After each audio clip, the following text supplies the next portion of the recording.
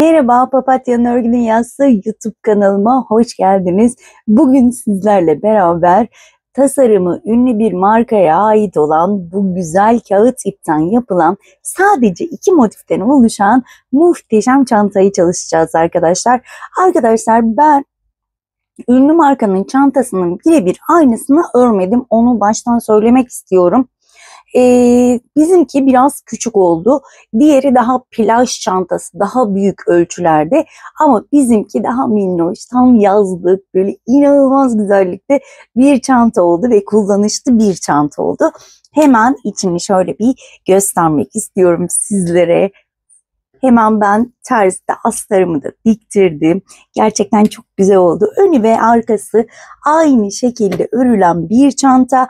Hemen iplerimi göstermek istiyorum. Şöyle çile halinde aldığım ve bende olan ipler, yani kalmış ipler bunlar arkadaşlar. Hem sizde de sizler de artık iplerinizi rahatlıkla değerlendirebilirsiniz. Çünkü üçünden de az az gidiyor. Çok fazla ip gitmiyor.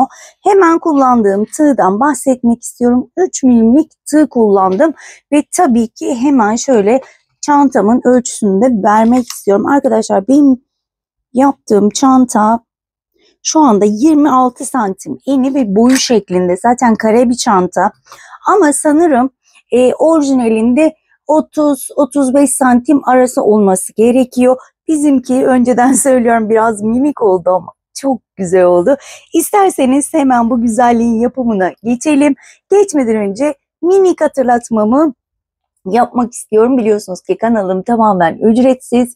Kanalıma tamamen ücretsiz abone olup bildirimleri açıp bir de bu videoyu beğenirseniz bunun gibi birçok videonun devamlılığını sağlamış olursunuz diyorum. Ve hemen bu güzelliğin yapımına geçiyorum. Evet arkadaşlar, öncelikle yeşil ipimle başlıyorum. İpimi halka haline getirdim. Birleştiği noktadan tutuyorum. Tam ortasından ilmek alıp öncelikle bir zincir çekiyorum. Bu zinciri 3'e çıkarıyorum. Bu benim ilk trabzanım oldu ve bu şekilde halkamın içine toplamda 12 tane ikili trabzan yapacağım. 3, 4, bu şekilde 12 tane trabzan yapıp hemen dönüyorum. 12 tane ikili trabzanımı yaptım. İlk çektiğim zincirin hemen tepe noktasına batıyorum. Kaydırmayla burayı kapatacağım. Şöyle elimle biraz düzeltiyorum. Bir zincir çektim ve ipimi burada koparıyorum. Ben her sırada ipimi koparacağım ama sizler içeriden yürütebilirsiniz. Bu tamamen size kalmış. Zaten içeride astar olacağı için yürüttüğünüz ipler de görünmeyecektir. Ama ben düzgün ilerlemek için her sıra koparmayı düşünüyorum. Hemen şöyle sihirli halkamı da sabitleyeceğim. Herhangi bir ilmeğe batıyorum. Sihirli halkamın ipine bir düğüm atıyorum. Daha sonradan bunu ilk başta yaparsanız ortayı açmamış olursunuz. Çünkü her sırada ilerledikçe orta yavaş yavaş açılabilir. O yüzden bunu bu sırada halledersek bizim için daha iyi olacak. Evet, şöyle içten yürüttüm. Sizler daha ayrıntılı saklayabilirsiniz. İpimi kestim ve hemen ikinci rengime geçiyorum. Hemen ipime bir düğüm atacağım. Ve burada köşelerimizi oluşturmaya başlayacağız. Şimdi herhangi bir trabzan tepesine batıyorum. Şöyle sık iğne yapıyorum. Bakın arkadan şu artık ipimi de yürüteceğim. O yüzden hiç artık iplerimizi saklamamız gerekmeyecek. Aynı yere şu anda ilk köşemi yapacağım ve aynı yere 3 tane sık iğne yapacağım. İkinci ve üçüncü. Yan yana birer tane yapacağım. Şu arkadan şu ipimi de yürütüyorum bakın. Bir. Hemen yanındakine batıyorum. 2. Üçüncü de köşemi yapıyorum. Yani 3 tane aynı yere batırarak sık iğne yapıyorum. 2 ve 3. 2 tane yan yana tek, bir tek, iki tek, Üçüncü de köşemi yapıyorum. 1, 2 ve 3. Bu şekilde 2 tane tek, üçüncüyü 3 tane yaparak devam edelim ve 4 tane köşe oluşturalım. Evet arkadaşlar, 2 tane ikili trabzanımı yaptım.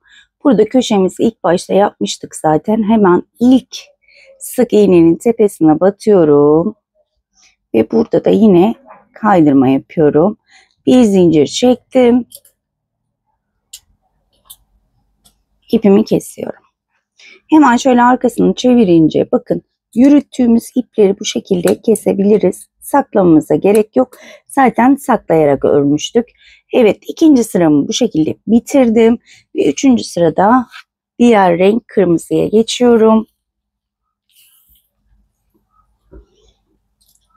İpimi düğüm attım. Şöyle yamulmaması için çok köşelerden örünce şöyle şu orta yamuluyor. O yüzden şöyle ortadan başlamak istiyorum. Hemen ilk sık iğne tepesine battım şöyle ortadakinin. Buraya bir sık iğne yapmış oldum. Arkadan ipimi yürütüyorum. İkinci sık iğneye battım. Ve bakın 3 tane sık iğneye geldim. İlkine yine bir tane yapıyorum. Ve bu köşedeki ikincinin tepesine yine 3 tane yapıyorum. Ve yine burada köşemi oluşturmuş oluyorum. 2 ve 3. Hemen üçüncüye bakın. Birinciye tek battık, ikinciye 3 kere battık, üçüncüye yine tek batıyorum. Ve diğer köşenin ikinci sık iğnesine gelene kadar tek tek batıyorum. Bakın ikinciye tek battım, birinciye tek battım, ikinciye çift batıyorum. Yani 3 tane. Üçüncüye tek batarak bu şekilde bakın devam ediyorum. Evet, hemen şurayı da göstermek istiyorum. Bakın burada 3 tanenin ikincisine gelene kadar 4 tane, yani ortada 3'er trabzanlar hariç 4 trabzanımız var. Ve hemen köşeye batıyorum. Şöyle 3 taneyi yapıyorum. Buraya ortada başladığımız için hemen yanına da battığımda artık kapatabilirim. Ve bu sırayı da bitirmiş oldum. Bir zincir çektim, kapattım, ipimi kestim. Ve bu sıramı da bu şekilde bitirdim. Yine artık iplerimi kesiyorum. Her sırada bunu yaparsak daha sonradan yorulmamış oluruz. Evet, şimdi tekrar diğer rengime geçiyorum.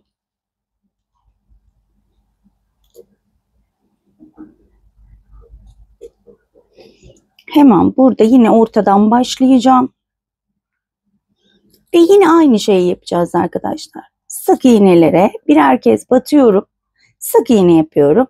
3 tane aynı yere 3 tane battığımız köşelerin birincisine tek, ikincisine 3 tane. Bakın birincisine battım, ikincisindeyim. Buraya yine 3 tane yapıyorum. 1, 2 ve 3. Şöyle diğer tarafa kadar sayalım. Tekleri 1, 2, 3, 4, 5 ve 6 tane tekimiz oldu bakın. Ve bakın 3 tanenin ikincisine geldim. İkincisine yine 3 tane sık iğne yapıyorum. Aynı yere. 2 ve 3. Yine bu ipimi de arada yürüterek devam edeceğim. Evet arkadaşlar, sıramın sonuna geldim. İlk çektiğim zincirin tepe noktasına battım. Burada 1, 2, 3 zincir çekiyorum. Şöyle. Öncelikle bir geri gidelim. Tam denk gelmesi için şöyle bir geriye gidiyorum. Evet. 2 zincir çektim. Hemen dibine bir tane daha ikili trabzan yapıyorum. 2 tane ikili trabzan yapmış oldum. Bir zincir çektim. Bir tane atlayıp ikinciye batıyorum. Burada da aynı yere 2 kez 2 tane ikili trabzan yaptım. Bakın bu şekilde. Bir zincir çektim. Bir tane atlıyorum. Hemen bakın burada bizim üçlü grubumuz var. Yani aynı yere battığımız 3 tane sık iğnemiz var. Birini atladım. İkincisine battım. İkili trabzan yapıyorum. Aynı yere battım. Yine ikili trabzan yapıyorum. Bir zincir çekiyorum. Burada bir tane atlamıyorum arkadaşlar. Hemen dibine, burası köşe olduğu için hemen dibine batarak buraya 2 tane ikili trabzanımı yapıp köşemi oluşturuyorum. Bakın şu şekilde olacak. Bakın burada atlamadık. Diğer taraflarda hep bir tane sık iğne atladık. Şimdi yine birer tane atlayacağım. Tığın başını doladım. Bir tane atladım. İkinciye battım. Aynı yere 2 tane ikili trabzan. Bir zincir. Tığın başını doladım. Bir tane atladım. İkinciye battım. Buraları karıştırmanızı istemiyorum. O yüzden diğer uca kadar yapmayı düşünüyorum. Bilen arkadaşlar eminim anlaşıldı ama yeni öğrenenler karıştırabilir. Bir tane atladım. İkinciye battım. Eğer kafanız karışırsa hemen şöyle de göstermek istiyorum. Bakın bu sıraya başladığımızda ipimizi keselim. Hemen bakın şurada birinci, bu üçlü gruptan birinci değil ikinciye batırarak yapalım. Şuraya batırarak 2 tane buraya hiç sık iğne atlamadan hemen ikincisini de yapalım. Köşeyi oluşturmuş olalım. Sonra atlaya atlaya yaparız. O şekilde de kafanız karışmaz diyorum. Bir zincir çektim. Bakın yine atlıyorum. Şu üçlünün tam ortasına denk geliyorum. Ve buraya 2 tane ikili trabzan yaptım. Bir zincir çektim. Hemen yanındakine, yani şuradaki üçlü grubun üçüncüsüne batıyorum. Ve 2 tane ikili trabzan yapıyorum. Ve diğer taraflarda yine arada bir zincir ama köşeye gelene kadar birer tane atlıyorum. Bakın bir tane atlıyorum, ikinciye battım. Ve bu şekilde sıra sonuna kadar devam edelim. Evet arkadaşlar, sıramın sonuna geldim. İlk çektiğim zincirin tepe noktasına batıp kaydımayla kapatıyorum. Bir zincir çekiyorum ve ipimi kesiyorum. Ve hemen şöyle göstermek istiyorum. Bakın aralarda şu ikili trabzan gruplarım, 2 tane gruplarım 3 tane olacak. Köşeleri saymıyoruz şu şekilde. 3'er tane olacak. Hemen şöyle gösteriyorum. Bakın 3'er tane. Hemen yeşil ipimi alacağım. Yeşil ipimle yine sık iğne olarak devam edeceğiz arkadaşlar. Şöyle şunu kenara alalım. Şöyle ipime bir düğüm atarak başlıyorum. Yine şöyle bir zincirlik bölümden başlayacağım. Bir zincirlik bölüme şöyle sık iğne yaparak başladım. Arkada artık ipimi yürüteceğim. Ve bakın trabzan tepelerine bir tane, zincir boşluklarına bir tane, trabzan tepelerine bir tane sık iğne, birer tane, zincir boşluklarına yine bir tane. Bakın köşeye geldim. Burası benim köşem. Şöyle arasında sık iğne boşluğu olmayan yere geldiğimde anlıyorum ki ben köşeye geldim. Şöyle ilk köşenin 2 tane trabzan tepesine tek tek batıyorum. Tek zincirlik bölümüne de bir tane sık iğne yaptım. İkinci yarıya geldim. İlk trabzanın tepesine hemen köşe oluşturuyorum. 3 tane sık iğne yapıyorum aynı trabzan tepesine. Bakın şu şekilde geldim ve köşemin ikinci yarısının ilk trabzanına 3 tane sık iğne yaptım. İkinci trabzanına yine tek batıyorum. Böyle tek tek batıyorum. Köşeye geldim. Köşemin Birincisi normal birer tane, orta zincire birer tane, şu 2 tanenin ilkini 3 tane sık iğne yaparak köşe oluşturacağım arkadaşlar. Devam ediyorum. Evet arkadaşlar, sıramın sonuna geldim.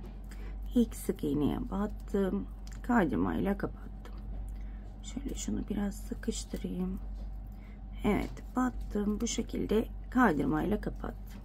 Bir zincir çekiyorum, ipimi kestim ve şu anda krem ipe geleceğim.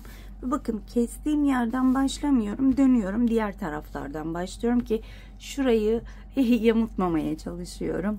Çünkü yamuk görüntü çok hoş olmuyor.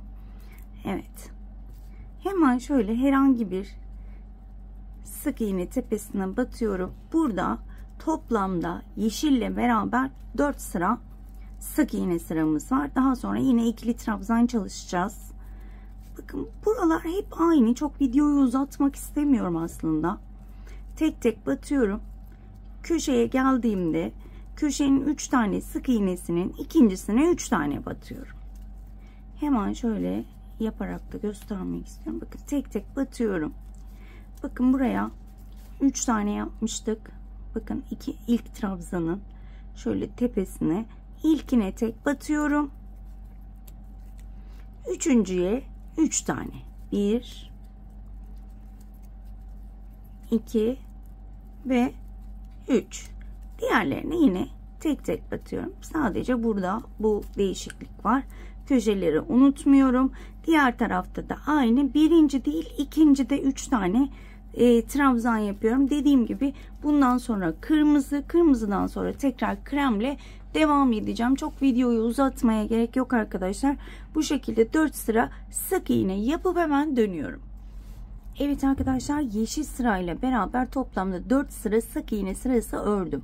Burada köşeden köşeye kadar 20 tane sık iğnem olması gerekiyor. Hemen burada 3 tane zincir çekiyorum ve burada ikili trabzanlardan yapacağız. Burada bakın, bir tane atlamıştım, bir zincir çekmiştim. Burada da aynısını yapmaya çalıştım ama marullanma olduğu için yine bir tane atlayacağız ama bir zincir çekmeyeceğiz. Hemen dibine batırıyorum. İkinci ikili trabzanımı yaptım. Tığın başını doladım. Bakın, bir tane atlıyorum, ikinciye batıyorum ama arada zincir çekmiyorum. Buradaki sıramın değişikliği bu. Bakın, zincir çekmedim. Birinci değil, ikinciye battım ve aynı yere 2 tane ikili trabzan yaptım. Tığın başını doladım. Bakın, üçlü grubumun olduğu yere geçiyorum. Bir tane atlıyorum, ikinciye battım. Burada yine köşemi yapacağım. Hemen 2 tane ikili trabzan, bir zincir. Hemen burada bakın, atlamıyorum. Hemen dibine batırıyorum. Köşelerde bir tane sık iğne atlamıyorum. Yine zincir çekmedim. Sadece köşede bir tane zincir çektim bakın. Sadece köşemizde bir zincir var. Diğer taraflarda hiç zincir çekmiyorum. Bir tane sık iğne atladım. İkinciye battım. Aynı yere 2 tane ikili trabzan. Bir tane atlıyorum. İkinciye batıyorum. Bu şekilde devam ediyoruz. Eğer aralara zincir çekersem marullanma oluyor. İsterseniz siz deneyebilirsiniz birer zincir çekerek. Maalesef bende olmadı, marullanma olduğu için bu şekilde yine burayla aynı devam ediyoruz. Fakat dediğim gibi aralarına birer zincir çekmiyorum. Sadece köşelerde birer zincirimiz var. Bu şekilde devam edelim arkadaşlar. Evet arkadaşlar, sıramın sonuna geldim. İlk çektiğim trabzan, daha doğrusu zincirin tepesine battım, kaydırmayla kapattım, bir zincir çektim, ipimi kestim. Hemen şöyle göstermek istiyorum. Bakın, motifimiz bu şekilde. Hemen burada sayalım. Şu köşelerimiz hariç gruplarımız 1 2 3 4 5 6 7 8 9 10 tane grubumuz var. Bunu da söylemek istiyorum, yanlışlık olmasın diye. Köşeler hariç ikili trabzan gruplarımız 10 tane olacak. Evet, şöyle hemen ipimi sabitledim. Herhangi bir yerden yine başlayacağım. Yine burası sık iğne sırası arkadaşlar. Burada bir tane zincir olmadığı için sadece trabzan tepelerine batacağım. Şöyle tek tek. Tabi arada şöyle artık ipimi de yürüteceğim. Bana sorun çıkarmaması için şöyle tek tek batıyorum. Köşemiz de aynı şekilde şuradaki sıralar gibi olacak. Yani ikili trabzanın üstlerine yeşil yapmıştık. Aynısı olacak. Yine köşemizi yapacağız. Şu kadar yürüttüğüm yeter bunu. Şöyle bir kenara çekmek istiyorum. Aslında kendini devam eden bir model. Şuradan sonra yine aynı şekilde devam ediyor. Bakın köşedeyim. Köşemin ilk yarısını ördüm. Bir zincirlik bölümdeyim. Bir zincire bir tane sık iğnemi yaptım. İkinci bölümdeyim. Köşemin ilk trabzanına 3 tane. 1 2 aynı trabzan tepesine 3 tane sık iğnemi yaptım. Daha sonra her bir trabzan tepesine birer tane. Şöyle göstermek istiyorum. Dediğim gibi burayla aynı şekilde ilerleyecek. Buraya kadar geleceğim. Köşemin ilk yarısına ve ortadaki zincire kadar birer tane. Bu ilk trabzan tepesine 3 tane arkadaşlar. Bu sırayı da bu şekilde devam edelim. Evet arkadaşlar, sıramın sonuna geldim. Yine ilk yaptığım sık iğne tepesine battım. Kaydımayla kapattım. Bir zincir çektim. Ve artık bakın şöyle buradaki yeşilden devam etmiştik. Yine krem, kırmızı, krem şeklinde ilerleyeceğiz. Örüş şeklimiz yine aynı. Köşelerimizde yine 3 tane ikili sık iğnelerimiz var. Tam köşelerimize batıyoruz. Evet arkadaşlar, hemen daha önceden ördüğüm şöyle diğer parçayı göstermek istiyorum. Bakın. Buradan sonrası yine yeşil, krem, kırmızı, yeşil şeklinde bitmiş. Daha sonra yeşil krem, yeşil krem, yeşil krem. Hemen sayı veriyorum. Buradaki ikili trabzandan sonra 1, 2, 3, 4, 5, 6, 7, 8 sıra örmüşüm. Tamamen sıra sayısı ve şekilleri, renkleri nerelere koymak isterseniz bu tamamen size kalmış. Orijinalinde bu şekildeydi. Ben de orijinaline uygun şekilde ördüm. Orijinalinden biraz daha küçük oluyor. Fakat renk konusunda orijinaliyle aynı. Eğer orijinaliyle aynı büyüklükte yapmak isterseniz 4 milimlik tığ kullanıp şu ikili trabzanları üçlü trabzan yapmanız gerekiyor ve daha elinizi bol tutmanız gerekiyor arkadaşlar. Bu şekilde çok videoyu uzatmadan, ben 8 demiştik herhalde, burada tekrar saymak istiyorum. 1 2 3 4 5 6 7, evet 8 sıra, bir sırasını ördüm. 7 sıra daha aynı şekilde örüp dönüyorum arkadaşlar. Evet arkadaşlar, ben motifimi bitirdim. Hemen şöyle göstermek istiyorum. Tabii ki ütüledim de. Ütüleyince gördüğünüz gibi muhteşem duruyor. Hemen şöyle ölçü vermek istiyorum ve ölçüden önce de şöyle 8 sıra demiştim. 9 sıraya çıkardım. En son kremle bitirdim. Yeşille de birleştireceğiz arkadaşlar. Tekrar sayalım. 1, 2, 3, 4, 5, 6, 7, 8, 9 sıra ördüm. Hemen şöyle ölçü vermek istiyorum.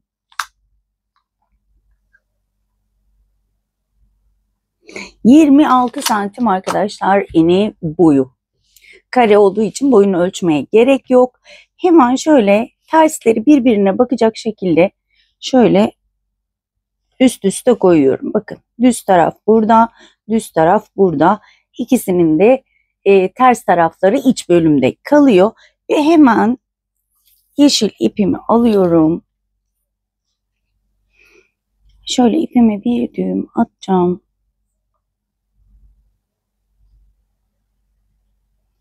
Ve eğer böyle kaydırma falan olmasın derseniz hemen şöyle şuralardan da tutturabiliriz ayraçlarla. Şöyle, evet. Dikerken daha bir rahat olursunuz diye düşünüyorum. Şöyle hemen.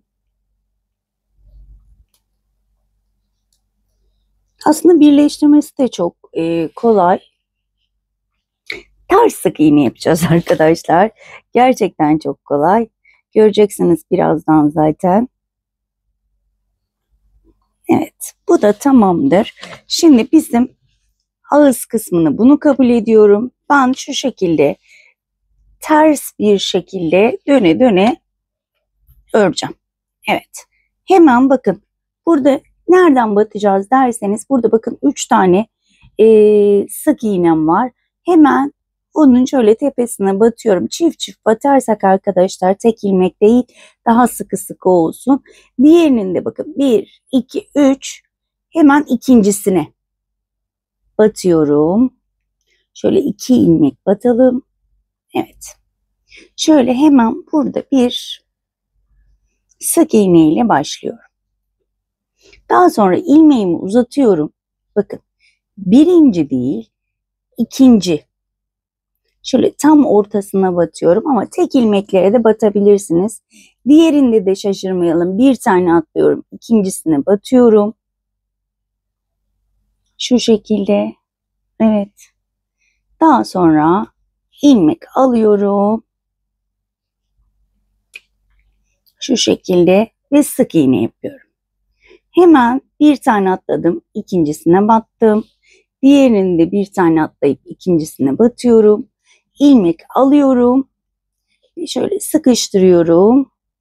Sık iğne yapıyorum. Yani burada biz sık iğne yapıyoruz ama birer tane atlıyoruz arkadaşlar. Şöyle düzgünce aşağı inebilmek için bakın bir tane atladım. İkinciye battım. Hemen şurada da çok önemli. Bakın burada da bir tane atlıyorum. İkinciye batıyorum. Şöyle içinden ilmekleri geçirdim. Bakın bu şekilde.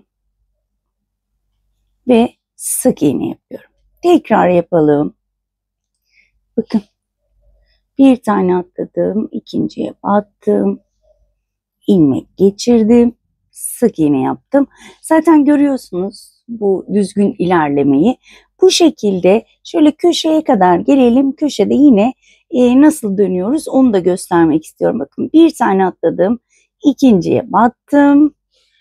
Karşıda da aynı şekilde ikinciye batıyorum. Şu şekilde ilmek aldım, sık iğne yaptım. İnanılmaz kolay. Yeni öğrenen arkadaşlar eminim ki anlaşılmıştır. Şöyle daha kolay alındığı için şu şekilde alıyorum ve sık iğne yapıyorum. Şöyle köşeye gelene kadar devam edelim. Evet arkadaşlar bakın şu şekilde şuraya kadar geldim. Burada da aynı ilerliyoruz ama kafanız karışmaması için burada da göstermek istedim. Bakın yine bir tane atlıyorum. İkinci ilmeğe batıyorum. Karşıda da aynı. İkinci ilmeğe batıyorum. İlmek çıkardım. Ve iki ilmeği aynı anda kapattım. Yine bir tane ilmek atlıyorum. İkinci ilmeklere batıyorum. Karşıdan da aynı şekilde bir tane atladım. Bu şekilde diğer köşeye yani bu köşeyi geçip diğer tarafa geçmiş oluyoruz. Ve bu şekilde bakın hemen şöyle göstermek istiyorum. Bu şekilde şöyle şuraya gelene kadar devam edeceğiz. Daha sonra da ağız kısmında ben normalde ağız kısmında direkt sık iğne vardı ama ben yine ağız kısmında şöyle ters sık iğne yapmak istiyorum. Bu tamamen size kalmış. İster bu ağız kısmında sık iğne yaparsınız, isterseniz ters sık iğne yaparsınız. Ben şimdi şuraya kadar örüp hemen dönüyorum. Evet arkadaşlar ben tam şuraya kadar geldim. Şöyle göstermek istiyorum. Tam uç kısma kadar geldim. Bakın çok güzel bir şekilde birleştirmemizi yapmış olduk. Az önce dediğim gibi hemen buraya geldiğinizde bu şekilde bir sıra sık iğne yapabilirsiniz. Ama ben bu sırayı da şöyle yine ilmeklerimi uzatarak bakın hemen burada çok uzaklık olmadığı için hemen dibine yapacağım. Bakın şurada hemen dibine yapıyorum. Şöyle geri geri gitmeye başlıyorum. Burası uç kısmı olduğu için. Evet. Şimdi bir tane atlayabilirim. Bakın bir tane atladım. İkinciye battım. Ve bu şekilde de ağız kısmını, yani tek bir tarafı yapıyorum. Bakın şu şekilde. Bu şekilde döneceğim. Daha sonra arka tarafa geçeceğim ve bitireceğim çantamı arkadaşlar. Bakın. Şöyle 2-2 atlıyorum ve sık iğnelerimi yapıyorum. Bu şekilde çift katman olmadığı için sadece burayı yaptığımız için daha kolay ilerliyorum. Bakın ikinciye batıyorum. Diğer tarafa bakmama gerek kalmıyor. Bir tane atladım. İkinciye battım. İlmek çıkardım. 2 ilmeği aynı anda kapattım. Bu şekilde az önce dediğim gibi etrafını çerçeveleyip hemen dönüyorum. Evet arkadaşlar, ben şu şekilde dolaştım ve geldim. Hemen şurada durdum, bakın. Şurada durdum ve ipimi keseceğim. Şöyle uzunca kestim. Ve bir iğne yardımıyla oraya düzgün bir geçiş sağlamak istiyorum. Kötü görünmesin. Bakın. Şu şekildeyiz. Hemen karşıya batıyorum. Bakın gördünüz mü düzgünlüğü? Bu şekilde çok düzgün bir şekilde geçiş yapmış olduk. Biraz daha sıkıştırmak isterseniz bir kez daha geçiş yapabiliriz. Şöyle tam ortadan batalım ki. Evet. Şöyle bir kez daha. Evet. Şimdi hemen çeviriyorum. Şöyle iç tarafını hemen şöyle iğnemle yürüteceğim. Muhakkak bir de düğüm atın arkadaşlar. Şöyle hemen buradayken ben bir düğümümü atayım. Çözülmesini istemiyorum çünkü. Evet, düğümümü attım. Daha sonra ipimi, şöyle daha doğrusu iğnemi çok sıkı sıkı örmüşüm. İğnem geçmiyor. Evet, şöyle yürütüyorum. Bakar mısınız şuranın düzgünlüğüne? Çok güzel oldu. İğne ile yaparsanız orayı düzgün bir şekilde bitirebilirsiniz. Evet, benim için yeterli bu kadar. Hemen burada keseceğim. Çantam bitti arkadaşlar. Bundan sonraki süslemeleri artık size ait. İçine çok güzel bir astar takabilirsiniz. Çıt çıt takabilirsiniz. Fermuar yapabilirsiniz. Orijinalinde şöyle bir askı vardı arkadaşlar. Orijinalindeki askı şu şekilde, bir karşıda bir buradaydı. Ama orijinali çok büyük olduğu için arkadaşlar o şekildeydi. Bizim çantamız küçük olduğu için hemen şöyle göstermek istiyorum.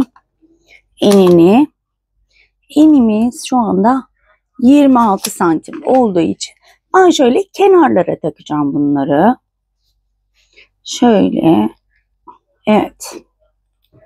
Şöyle hemen takmak istiyorum. Evet. Bakın bu şekilde. Diğerini de şöyle takalım. Ben yine her zaman olduğu gibi astarımı terziye diktireceğim. Bakar mısınız şunun güzelliğine? Gerçekten çok güzel oldu. Zaten açılış videosunda astarlı şeklini görmüşsünüzdür. Astarlı ve çıt çıtlı bölümünü astar ve çıt çıt ekleteceğim. İnanılmaz yaslı, kullanışlı bir çanta oldu. Umarım sizler de beğenmişsinizdir. Umarım sizler de severek örer, kullanır ya da sevdiklerinize hediye edersiniz diyorum. Bugünlük de bir videonun sonuna geldik. Kendinize çok iyi bakın. Hoşça kalın.